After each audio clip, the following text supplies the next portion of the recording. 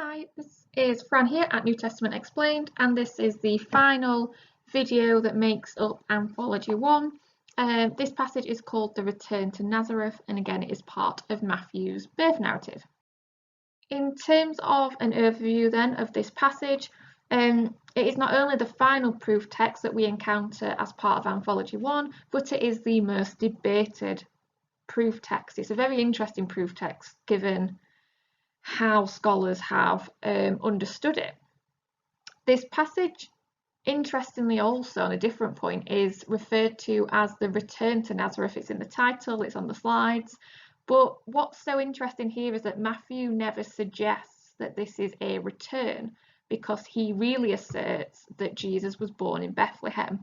So maybe a more accurate description of this passage would be to call it a relocation to Nazareth, like moving to Nazareth, but acknowledging that they are not returning, they had not been there before.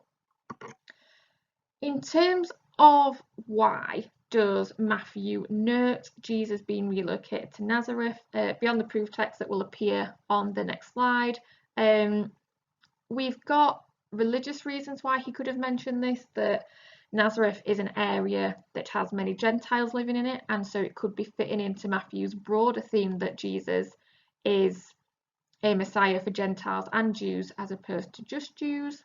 And a likely answer to why he mentions this is the criterion of embarrassment, that it is an accurate event, it happened, and whilst it doesn't perhaps fit in with what Matthew may have wanted to portray about Jesus, it was a fact that was just so true and happened to a point whereby you just have to include it. So that's the overview. Let's get on to the analysis. So this is the final passage that makes up Anthology 1. It's a relatively short passage, and the proof text is right at the end, reading, "And he went and lived in a town called Nazareth, so was fulfilled what was said through the prophets, that he would be called a Nazarene." Now, what's really interesting about this final proof text is that nowhere in the Old Testament does it say that he would be called a Nazarene, and therefore that has led to a huge debate as to where this Bible passage and where this line, this phrase, "he would be called a Nazarene," has come from. And lots of scholars have popped forward lots of different ideas.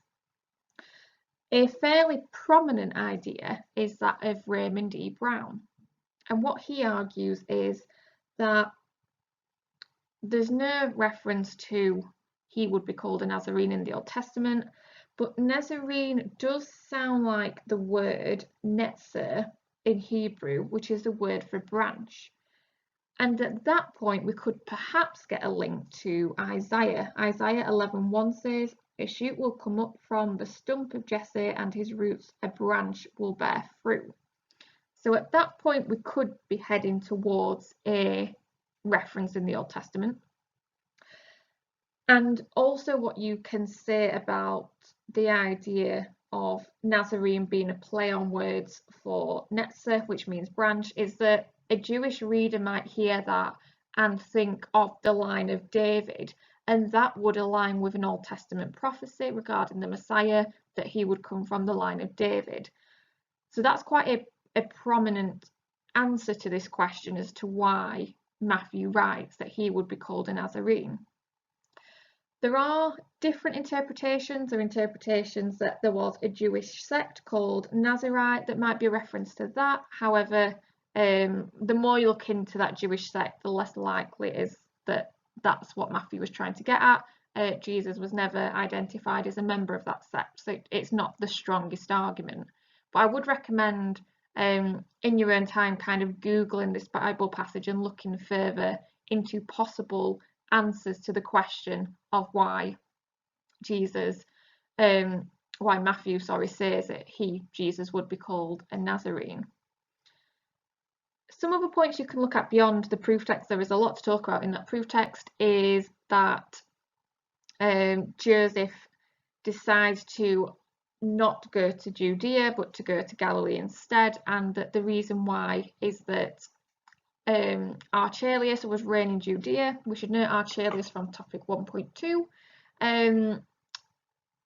That could be seen as true. Archelaus was cruel to Jewish subjects, so it would make sense to go over to Galilee, where Herod Antipas is ruling. So the reason I highlight that is what you could do if it came up in a clarify question is you could link it to your knowledge on Roman occupation in topic 1.2.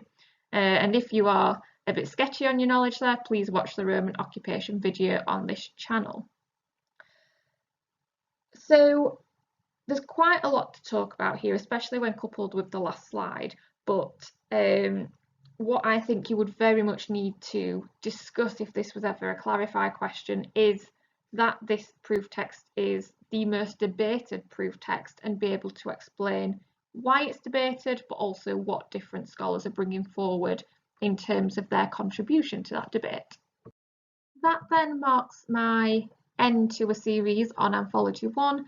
In terms of what you need to take from these videos, you need to know which Old Testament passages the proof text link to. You need those names of those Old Testament books, chapter and verse off the top of your head. You need to be able to recall them quite instantly. You need to know which expectations Jesus is meeting in Matthew's Gospel. And last of all, you need to make sure that you know any sort of further additional details and key debates concerning Anthology 1. Thank you for listening. Make sure you're subscribed if not already, and thank you for watching.